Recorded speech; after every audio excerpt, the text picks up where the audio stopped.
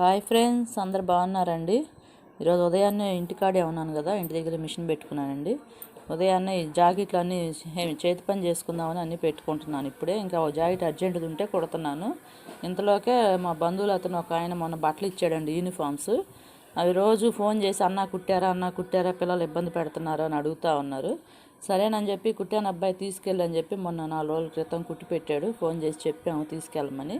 అందులోకి ఈరోజు ఉదయాన్నే మా ఆయన వెళ్ళినాక వచ్చాడండి. వచ్చినాక బట్టలు ఇస్తే కనీసం ఎంత అయింది ఎంత అని కూడా అడగలేదు. సరే ఫోన్పే చేస్తానని లేదంటే తర్వాత ఇస్తానని కూడా చెప్పలేదండి. మొదలకుండా ఇంకా కవర్ తీసుకొని ఏదో మాట్లాడుకుంటా తీసుకుని వెళ్ళిపోయాడు. ఇలాంటి వాళ్ళు తగులుతుంటారండి అప్పుడప్పుడు.